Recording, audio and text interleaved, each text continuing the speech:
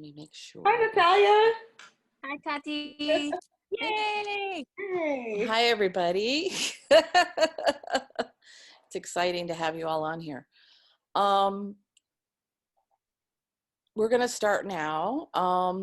So this is AnySquared Spotlight, and this week is Tattianna Howard. And Tati came to AnySquared and I'm Tracy Kostenbader. And Tati came to AnySquared 5 years ago in 2015, and she's been on and off coming since then. And I would say in the last 2 years, she's become a solid part of our collective, and has done some amazing things from curating our amazing lip exhibit in early March to planning a whole bunch of events in March that we didn't get to have and we're postponing. But Tati's an amazing artist and a wonderful friend, and she's super talented and super thoughtful and super organized. So I'm super happy to introduce Tattianna Howard. Hey, everybody. And Tati, I'm going to let you share your screen. Right. I'm stopping my share. Okay. And So sharing screen. Give me 1 second, everybody. 2 seconds. Thank you. All right. Can we see this? Are we here? Yeah, we're here. We see it. It's great. Excellent. Hello, friends, loved ones, family. My name is Tattianna Howard. I'm an artist here in Chicago, born and raised from the West Side, North Lawndale, and Austin.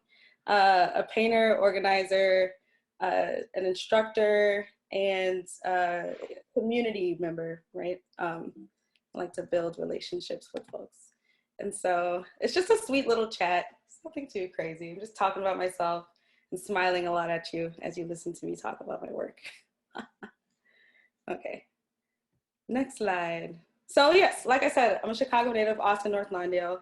I like to make this very clear when I talk about myself because growing up in quote unquote the hood or in purposely neglected neighborhoods in Chicago, it can be hard to be something that you want to be or aspire to be, right? Like an artist or a musician or a doctor or anything, because like the system kind of like keeps our neighborhoods down, right? And so I am really, I'm getting nervous. No, but it's really important that I share this because I think that folks who are from these neighborhoods that are underserved, who are in the art community, in the world, they have this thing where they can exist on the equator of being from this world and succeed, right? Not only that, I applaud people who started way lower on a negative scale to like climb higher, to be at the same spot that other folks were when they had like better opportunities. So shout out to all of my artists, friends, and family who are from the hood. Next slide.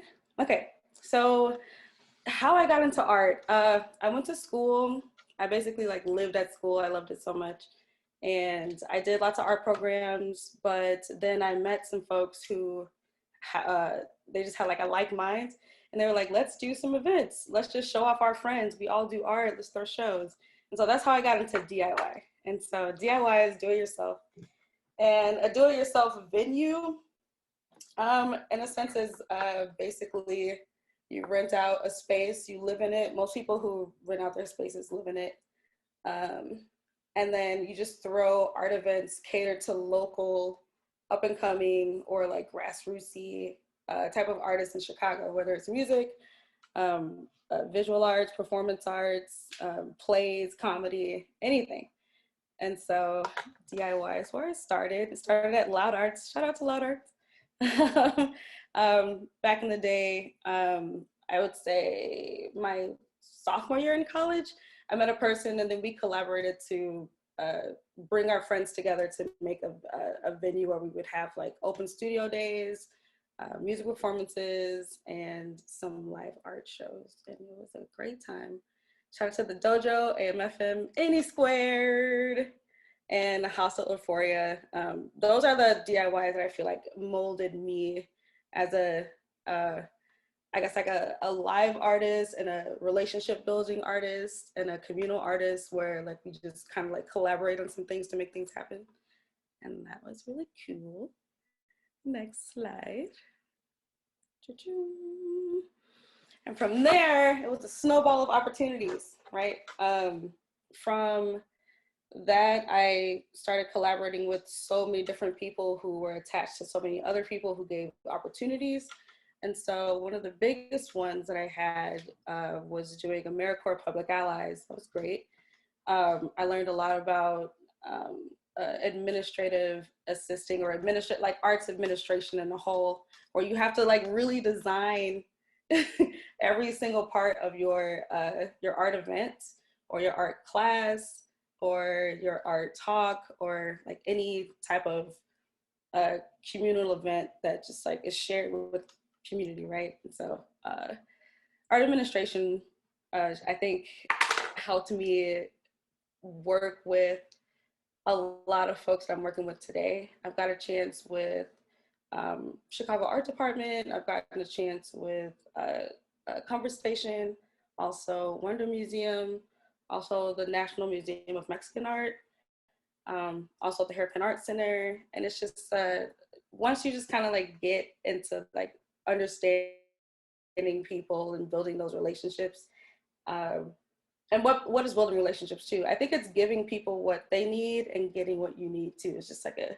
flow, some type of like cycle of you scratch my back, I scratch yours. Do you need some speakers? Oh great, I need some live painters. Do you need some materials? Oh great, I need somebody to help me paint a wall.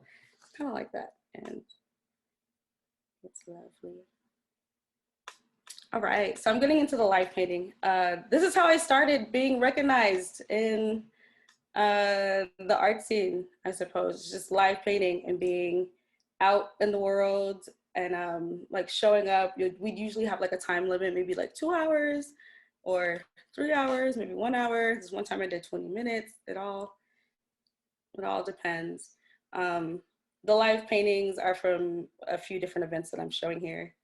I'm gonna get into the meaning of all of this work in just a second, but I want to start here with the street art. This is where I started. And so I was talking, I remember this day, we were hosting a show and I was talking to like a very esteemed street artist person. And they were like, Tati, you're great. Just do it. Just do it. Don't even care. Just do it. You're not gonna get caught. You're not gonna get in trouble. Just do it and try it. And I was like, okay. And so I literally went around, I think this was 2016 maybe. These images, I went around and literally just like put them up. Some of this one, the first one took 7 hours. The second one took about 4 hours. The third one was like a 30-minute thing. And it was cool because I got even more opportunities from that. Like people like stopping on the street, like, hey, what do you do? What's your name? What's your Instagram? Okay, great. And then lo and behold, maybe like 2 months later, they'll have like a new opportunity and a new thing to do. This little uplift box, I love my little octo box. This was for, I believe, the Beer Temple in Avondale. Yay! I was invited by Natalia Vitafuentes, Quick Starzula, Angel Lunetta, and another artist, I believe, or maybe it was just all of us, not sure. But I was invited to paint with them on the Bucket of Blood in Avondale as well. And so after we painted that full like mural, I think it was maybe 12x and then like maybe like 6y. So it was like, 12 by 6 feet or whatever. It was cool. We all had like our little boards, but across the street, we noticed that all of these boards were not painted and we just asked the question. And that's I think that's like one of the most powerful things in street art. Like you literally just, you make work and then you say, hey, this is my work. Can I paint here? And then most of the times they say yes, or they give you money to do so. And we definitely got hooked up to get some more materials to keep us flowing with painting. This was around the time where all the riots were happening in Chicago because of the stacked police murders, the unjust stacked police murders that kept happening over and over and over during COVID, specifically George Floyd.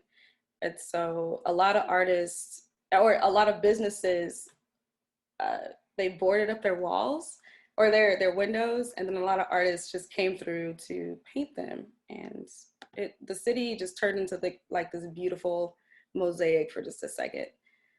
I believe these boards will be reutilized. I need to reread my artist contract that I signed, but I think these boards are going to be reutilized throughout Chicago as a memorial of this time. So This one in particular is going to an elementary school. this one is? Yes. Wow. Sweet. Thank you, Talia. Mm-hmm. Mm-hmm. Mm-hmm. Excellent. Here's some things that I did along with AnySquared at the Hairpin Art Center. So the Hairpin Art Center is located smack dab in the middle of Logan Square, Diversity Milwaukee Kimball. It's right above this wacky museum shop called the Extraordinarium. Hairpin Art Center, they host so many interdisciplinary events, showcases. Of course, because of COVID, it's not happening right now. But like Tracy mentioned earlier, we did co-curate a whole long exhibit that was supposed to go until the beginning of March all the way until the end of the year, 2020. It's called LIP 2020, which stands for Life in Progress. So we had a whole showing. We reached out to tons of artists, Chicago artists, international artists, older artists, younger artists, and it was just like this really nice intergenerational mix of people like showing here. And so since we couldn't show here anymore and our events were canceled, the Hairpin Art Center was kind enough to let us paint on their windows. And these are the two paintings that I did. These are my cat snacks. Got a kitty hot dog, kitty pizza, kitty woohoo. And these are my lips in honor of Lip 2020. And then, okay, and so again, with like working with my co-colleagues, my friends, my DIY collective people, I work a lot with AnySquared, and this is particularly an art drive for a bunch of kids for Unity Park. Amy Sell and Robert Castillo like runs the art stuff within Unity Park. And so Amy Sell got together a lot of materials, and there were tons of volunteers who got together and made some things. This little illustration here is a part of I think it's maybe like a 15-page coloring book, but AnySquared reached out to lots of, what kind of artists could I say? Sticker artists, if you will, to create some cutouts and some activities and some coloring books or some coloring pages for the coloring books. And it was cute. It's my favorite cat. It was excerpted from a coloring book that Cece organized. Cece organized, see? No art one. Cece's the best. This mural, this happened this summer. I was super honored to be involved in it. I feel like this is one of the biggest, most profound things I've gotten a chance to be involved with. Black Trans Lives Matters. Black Trans Lives Matters in Andersonville. It's in Andersonville. It's sealed. It's going to be there for the entire year. The street is still there. There's so many artists who came to work on it. Some of them spent the day, some of them spent a few, but this whole experience was just lovely. Everybody was communicating with each other, talking to each other. It was more of a communal art mural happening that needed to be addressed in this city. And I think it's really important that Andersonville has this, because Andersonville, everybody thinks of like gay neighborhoods like boys town. Like I don't think people like register Andersonville as a big LGBTQIA neighborhood, right? And so it is, and we all sorry, I got a little distracted. Oh no, going too far. Here we go. Okay, so we all made a point for the neighborhood to see this. Lots of neighbors came around asking like, oh, what is this about? Oh, I really appreciate it. There's lots of Black and brown people in Andersonville that don't seem to get recognized. So I think this was a really cool, beautiful thing. This is me painting with one of the artist's daughters that asked me lots of questions, and we had a good time that day. This is the letter that I painted. It's the second T in matter. I got the huge honor to paint next to Sam Kirk. Yay. Sweet. Over here is more of my work and what I do. So here, let me bring up some notes. I wrote notes. All right. So I think this may come up in the next slide or so, but I'll say it now. My work is illustrative imagery, right? That's reflective of emotions, evolution, pain, and femininity. I oftentimes merge gore with a subtle air of sexuality sprinkled with trinkets of symbolized images. And so this in particular is just, it's like a cute, fun, gory, adorable picture that's a print. I love this so much. It's called my Chopped Kitties. Here's me painting an AnySquared. This one definitely is one of my most original and important pieces because it comes from lots of insecurity as a Black woman. And so there's lots of lemons because one of my friends and coworkers that I've met a few years ago, she passed away from some like deep-seated insecurity issues, and it was really sad. And her name was Lemon, and she was a singer, pretty well known in the DIY community. She had a DIY space as well, but when everyone heard about it, we were shocked because, you know, people just, they just like wear what they can to get through the day a lot. So you never know, but it shocked me too. But what stood out for me was her just like boldness with her insecurities that a lot of, I think, little Black girls, especially little Black girls from the hood, and Black women do have like in the world that we're presented in. And so for me, this was just, this painting in particular was kind of like an homage to her and like me feeling a lot of her pain. And you'll see like lots of reoccurring images with these lemons and hearts in my art too. This is a portrait of one of my friends, Benita Appleblunt. She's a DJ. She's so lovely. I just, whenever she spins, this is how I envision her, just like the glasses of all knowing with the water and honey being made down below. She's a powerful lady. This one, really intense. It's called Vulnerability. So I painted this a little while after going through some things like heartbreak and family issues and financial things, and then like friendships kind of being rocky when you turn the page of being like happy and successful all the time to like, dang, maybe I need a little bit of help, and then they kind of like switch up on you. And so for me, this wolf represents a part of myself that is just like very guarded now. Yes, I am vulnerable, which is all of the nasty, tasty guts and the flowers and my regurgitated heart. But for the most part, those ninja knives are protecting my soul from tomfoolery and whatnot. I really love this piece. It's one of my favorites.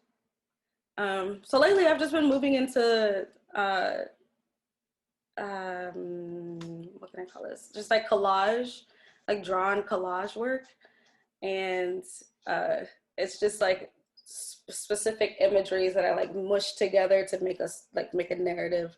And so you can like read it. Anybody can read this. It's very readable, like cherries, femininity, guts, vulnerability, like the lips, sexuality, the eyeballs, like all knowing and seeing, the clouds, like free spirited, and like the nopals, just like a little bit of culture I have lots of Mexican friends, and so a lot of times I put lots of like Mexican tropes and imageries in my work too.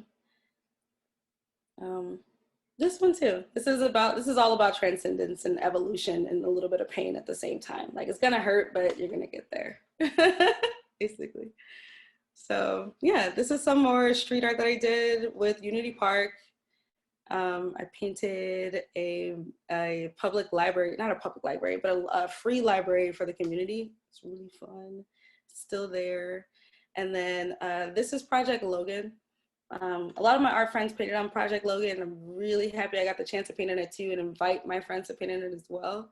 I got the opportunity from Tracy Kassenbader and then Flash, ABC and Project Logan, and just gave me all like creative reign. So I thought, hey, invite your friends and let's make some holiday stickers.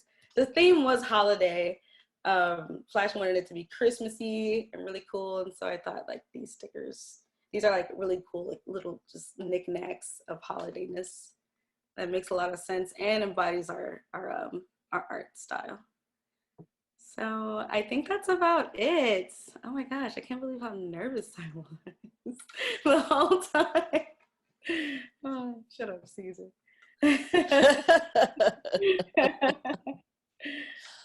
But that's pretty much it. Ask me questions if you'd like. If not, feel free to, mosey on backwards and look at some more stuff. Which one is keep showing them for a minute. favorites, or which one resonates to you the most, or I don't know, what do I think about Chicago in general as an art scene? I'll just tell you what I think about Chicago in general as an art scene. All right, so for the most part, Chicago, I think, is not ran by street artists, but more so a lot of street artists like set the tone of what the city is, right? Because a lot of their work is out on the streets, like outside for public. And I think that's one of the best ways to engage with community is public art. And B, I think even though Chicago is so large and there's so many deep rooted things that you can just get lost in, it's still pretty small. And so granted, like I feel like walking down the street, I can see a mural and be like, oh, I know that person. They did that. Good for them. That looks great. So there's this very quaint but connected community here in Chicago, like in the street art scene. There's other scenes too. There's lots of performance art scenes that I am almost 25% with my foot in the door with. I've only been to a few, not too much. I'm more of a visual artist, so of course the street art scene, and then the big fine artist scene. There's a big one of those too. And then the conceptual artist scene, and then the music scene. So I really wish there was a way we can all like come together and kind of like bring all of these different variables of art like into like one ball of space. Unfortunately, COVID is stupid, so it's not gonna happen. But it's one of the things I think about, or that I have thought about as like my goal as a pre-professional art administrator / painter. Not only that, I feel like the West and South sides are super barren with art, but there's so many artists that emerge from there, myself included. And so I think it'd be really cool to just like implement some, or like get some, get some grants and implement some programs that could help youth and adults alike to have positive and restorative conversations and make art that's reflective of that. Right, and then just put it up large on the wall. And I think nothing's more powerful than people from their like respective neighborhoods, like being like, hey, I did that, that's mine, like that's the real ownership of like your city and your block. Shout out to my city, my block. Very cool. Shout out to Black Love Chicago. um, Do you want yeah. to take some questions, Tati? Yeah, I don't see anything. I'm just talking. I know that Robert has a question, and he should just get on the video and ask. Robert? Can you hear me? Yes. Mine's a two-part question for Tattianna. One, whose artwork do you see that really maybe inspires you and brings you joy? And secondly, who's an artist or artist whose hustle you appreciate? Ooh, such good questions. Thank you. I love that. Okay. Artists that have inspired me throughout the years. Of course, there's Salvador Dali with his surrealism and just magic. It's outstanding. That's more of a historical up there artist. Maybe someone in Chicago more so. Caroline Liu, I think, Squeak Starzula, who else? Lots of women. I like Cosmo, Tati Garcia, which is LOLO. They just like have this very whimsical, outer worldly work that is, it obviously exists in their heads and nowhere else. It's completely original, but within their own psychedelic brains that comes onto the page, and I really love them so much. Nikos, it's Nychos. He makes these large, massive scale, like stories upon stories, murals of lots of animals and characters that are kind of like chopped in half so you can see their anatomical parts inside. I get a lot of inspiration from him. Super cool. There's this artist, her name's Lauren Marks. You can find her on Instagram, Lauren Marks Art. A lot of her line work I'm inspired by because it's just like so very dainty and just very like careful. And obviously like there's a lot of energy that she puts into her lines instead of just going.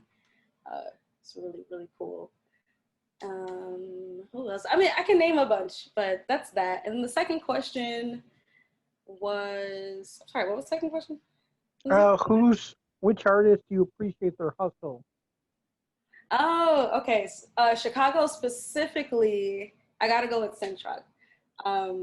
Centrock's hustle is outstanding, and they just like, there's just brick after brick after brick of layers of just work. Also, Sierra McKissick, both of them, they came to Chicago not too long ago, and they just started very like modest and kind of grassrootsy and just kept working, and now they're so large and wonderful, and their work is encompassing a lot of other people too, and helping people and building space for people, and I think that's just really powerful. So I think those two. For Sierra McKissick is an art administrator, Centrock is a muralist, and kind of like a mentor for youth who want to be muralists as well. I think super cool. But yeah, if there's any else, I know there's thousands of more. I can't believe I'm not thinking of all of them. Sorry, you guys. Well, also, Ona asks, who are your most significant influences and collaborators? Collaborators. So I'm going to bring everything to home, like the collaborators, that people who I have worked with. I would say my significant, I'm just gonna name favorites because I think that's significant. The best people that I've ever worked with in the art scene was the folks that I worked with Loud Arts, with this DIY that was started years and years ago. Initially, that was lovely.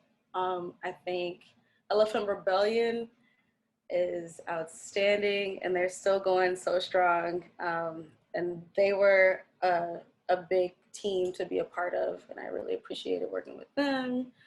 I think AnySquared for sure. Like, hey, hi, hi AnySquared.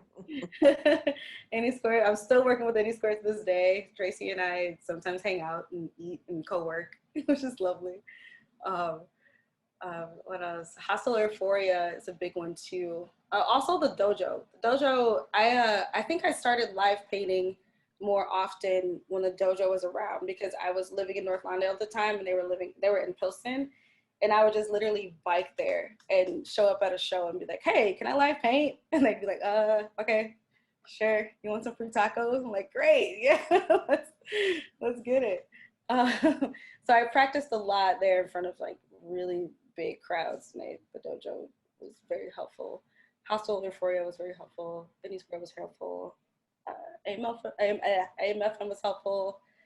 We're talking about DIY specific, or It's Ona's question, so I don't know. Ona, do you have any other things to add?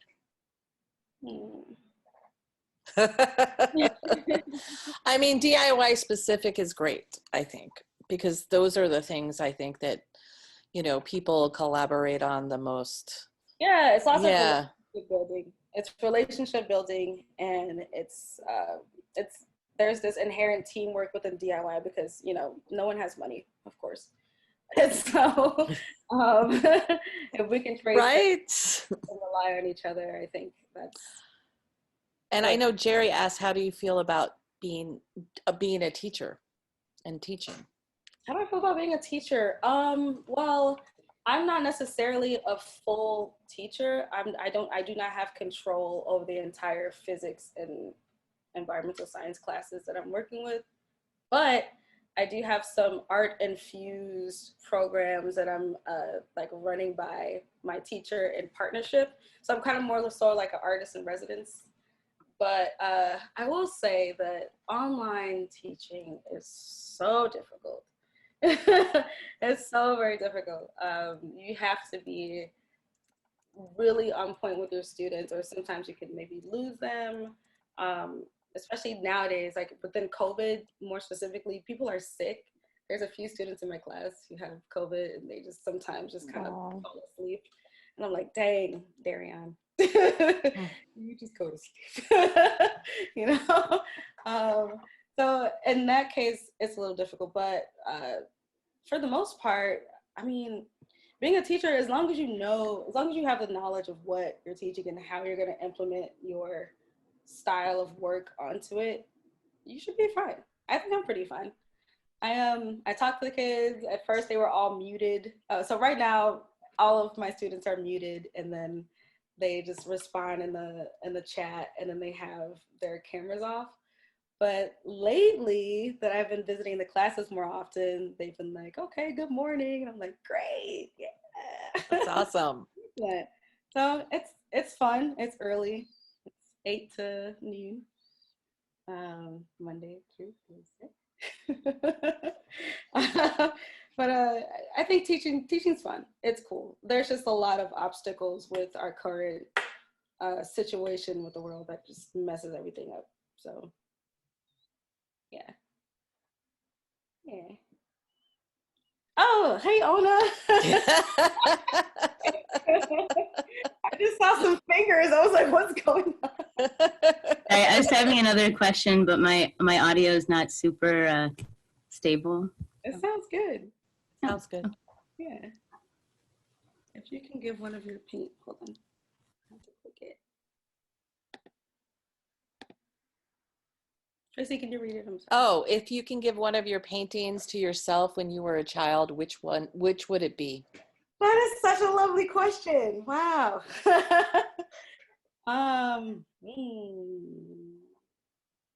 I think I would give the vulnerability piece, the wolf, with all the guts and flowers and heart and weapons.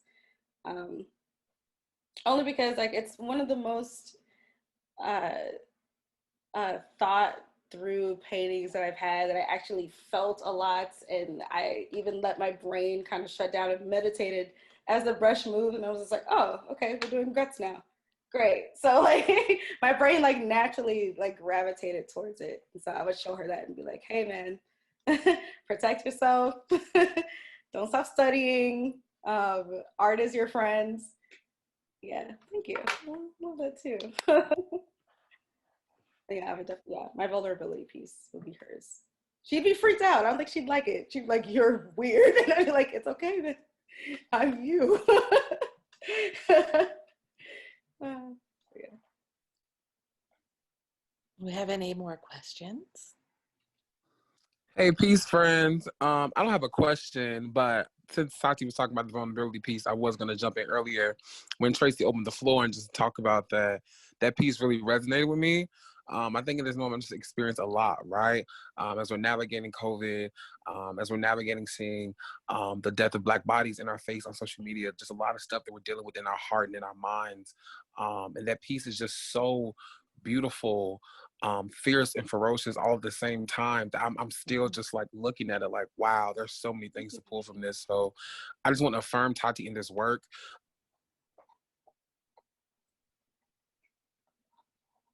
Thanks. And You probably cut off, but thank you. yeah. Oh, I'm sorry. I was just saying, I think that you are an amazing, amazing artist. I'm so glad to be in work and community with you. Keep that shit up. We need more pieces like this. And I need that vulnerability piece hung in my home. It has a lot of energy inside of it. Yeah. Yeah. Thank you, Darius. Of course. Congrats on this talk. It was amazing. Thanks. I was all nervous and giggly. Spacey. It's good. It's good. No. It's you know, as someone who's been a collaborator with you, it's really nice to hear you talk about you and your art and what you do and why you do it. It Cool. makes me very happy to hear that.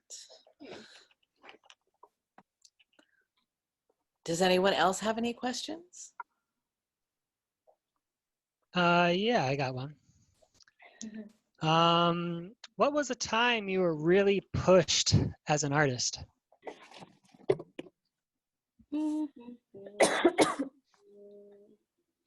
time I was really pushed as a visual artist, or I know a time that I was really pushed as an artist, but it wasn't like a visual artist. It was a administrative assistant within Public Allies. That was the hardest that I've been pushed to keep up with.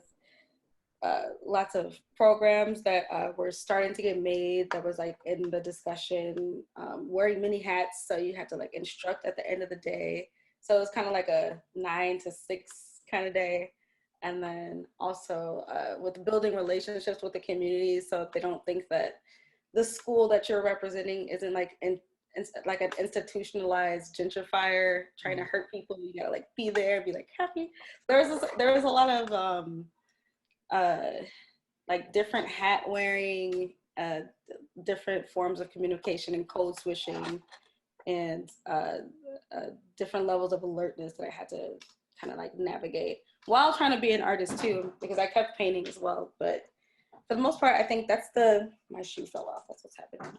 But that's the most I've been pushed as an artist. I think beyond that, when I'm having conversations with myself about like my work and what's next and what this is going to mean and how I'm going to put this into this type of composition and how it's going to be displayed, that's also the most that I've been pushed, like within myself, being like, okay, like of course retain your style of imagery, but you got to do something different. You have to like think about a different emotion or a different type of evolution or a different type of pain, and just like digging inside of yourself to find it. Sometimes it takes me 5 hours of research of like symbolism and certain techniques of painting, like 5 hours to get to a single design, and then I do the design. It takes me a while. Some folks, so a lot of my friends are just like, Tati, you just gotta do it, man. Those are the spray painters. But also well, there's they're something naturally that, good at just putting it up, Like, you know? there's something to be said about thought. I'm like, look, man, I need to sketch. I need to look it up. I need to sketch. I need to write a poem or something. I need to like visualize this in my brain. I need to think about a childhood moment. Like, you know, like I have to feel a lot to process things to make like a solidified piece. And like as opposed to being like, I'm just going in and it looks good at the end. So I think that's another hard one, like a hard shift that I've been through as an artist. So that one, and then the public eyes, the public allies for sure. Cool. I have a Well, thank you. question. Yeah. I have a question. I mean, I was thinking about how do you want to use your art in a different way than you're using it in the future? Some of the things you'll probably still be doing, but what do you see as how you want to utilize your art or your art organizing or your teaching? Thanks, because that was supposed to be like one of my last slides. I think I forgot.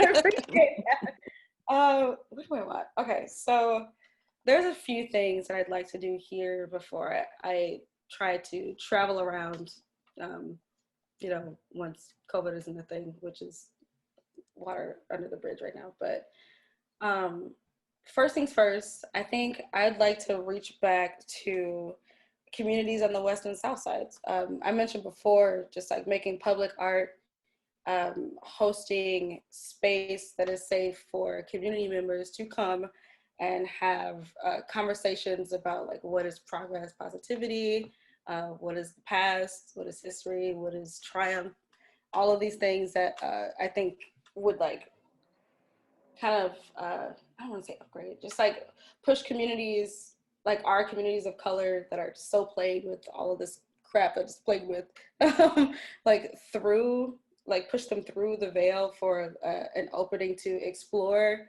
have some art that they can just like kind of relax with, because art is relaxing. It's a self-therapy, I think. So, and also like have an ownership over, like, this is mine, like I did this with my neighbors, blah, blah, blah. And so in a straight sentence, I'd say public art and community is one of the things that I really want to do in the future. And then beyond my neighborhoods of color in the hood, in Austin and North Lawndale specific, because I would start there first because I'm from there. Beyond that, I always wanted to work with plexiglass. And I really love plexiglass installations in snow and in the hot summer. And it looks good in all weathers. Like, it's brilliant. And so like building these structures to make space that people can just be attracted to and like have all of these colorful lights bounce off of those spaces to like create these like ethereal, whimsical, kind of like sparkly environments. That's what, yeah. Those are my two things that I'd love to do. Hi, Eric.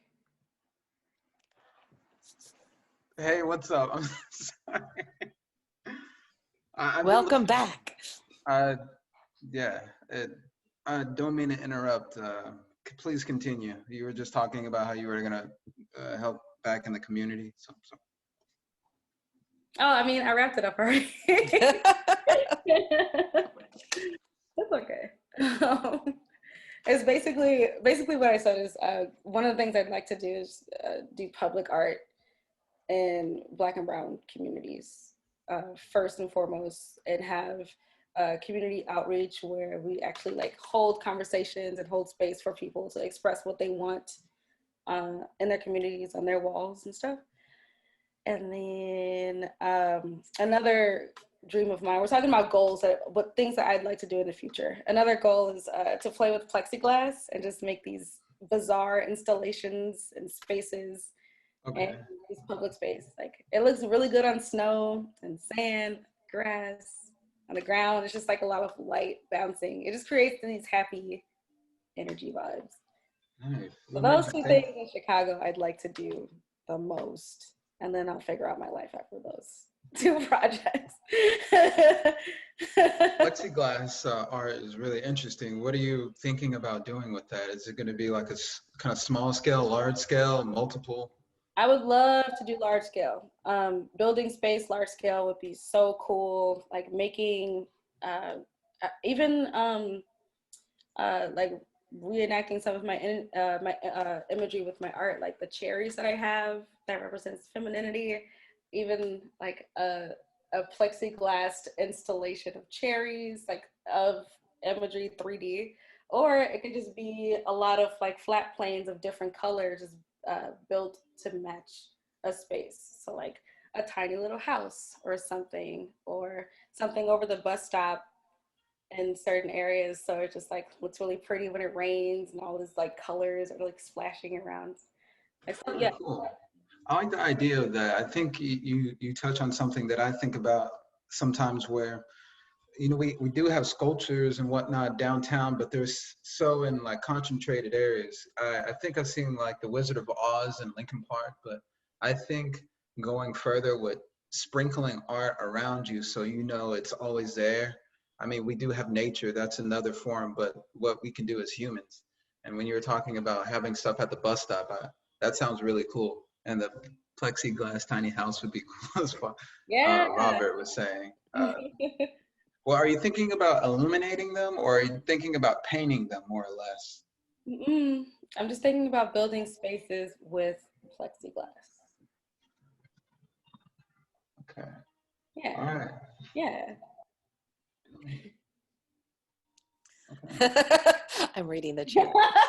Well, no, I mean, like, are you gonna build a house, like a real, like, tiny, like a small studio? Are you thinking about like building something of that size out of plexiglass, or you said tiny house? That's like maybe bungalow size, like something that can be implanted in Chicago local parks and moved around. Oh, that's cool. Yeah. Okay. Yeah. I could see that. Installation, you know. Nice. That's beautiful. I like Plexiglass mushroom halls. That's what Caesar said. that. Sounds pretty cool, Caesar. Yes. That's awesome. Do it. Mm-hmm. Hi, Natalia. Do it. Oh, Nat, Sustays. Yo. Tati, what do you plan on doing once you do start traveling around?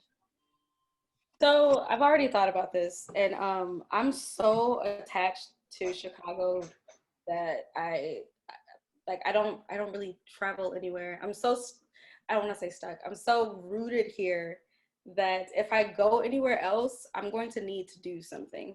And so like I'm going to have to build it. I can't just go somewhere for a vacation. Like sure, if it's with my friends, like Caesar and I and a couple other friends hung out this summer. We had a lovely time at a ranch. That was great. Like, yeah.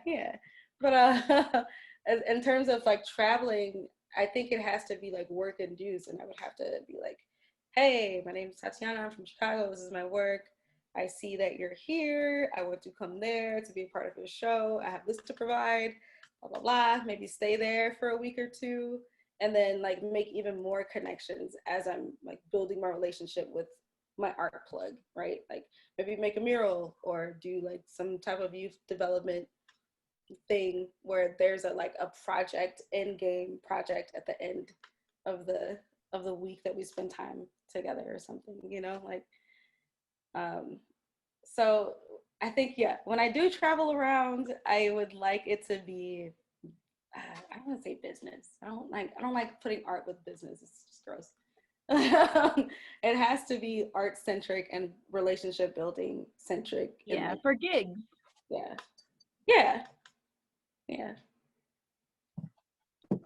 You were talking about moving around. Are you thinking about leaving Chicago or Yeah. just traveling in general? Right now, I got at least 4 more years to chill. Why 4 years exactly? College or school or something? No, not exactly. I just think it'll take about that much time, more or less, to do the things that I want to do, like to accomplish a few of my goals, at least here in the city first. I got you. It seems like you have a pretty good idea of how to plan out your goals and things like that. They're there. I look at them every day. Yeah, nice. Oh yeah. Do you have any not necessarily you would move it immediately after the 4 years, but do you have any places that interest you the most? What scenes speak to you? I think Are you gonna be like Dave Chappelle and go to Africa? just F it. Just go back home. Go. Funny. I think my best bets, or what I want the most, is New Orleans. If it's gonna be in the States, I'd rather go to New Orleans first and foremost. Wow. Gotta be there. There's so much beautiful art and energy there. There's magic down there. So it's like, yeah. Literally. Fit in just fine. I think I would definitely go to California, just to like walk around and see what's good. You know, go to New York, of course, Canada, but I'd really like to go to Mexico City specifically. Okay. Look at a bunch of murals. Maybe go to Oaxaca. Look at a bunch. Oaxaca. Wow, you're the second person to talk about Oaxaca. And I've heard the most beautiful stories. Like, just really want to see it. Like the Beatles and whatnot. And then it's like they're down the street. You know, it's so easy to navigate. They're right there. Yeah, I would do that. Ever thought about not necessarily Europe, but anywhere else over the pond? I thought about France. Francais? I thought about France. They have the same type of racial problems here though, so I may be irritated, but for the most part, the arts, that's what I would go for. I mean, good luck going to Mexico too. Oh, dang, you're right. Everybody all over the world, it's stuck. I know. I feel like with Mexico though, there's so many different Afro Latinas around, like especially like in Veracruz. Yeah. I met this black lady when me and Jacob worked at the MCA. It was the first black woman I ever met from Mexico. And I was like, what? I just, me being ignorant, I didn't know. Or me not being aware. And she was just telling me about Veracruz. And I thought that was just really cool. And ever since then, I was like, you know what? Maybe I should, check out more places, see where we have. Implanted. Yeah. I would go to the Caribbean. Oh yeah, that's cool. Hey everyone. Yes. We're gonna wrap. This is a great conversation, but we're gonna wrap up the recorded parts, and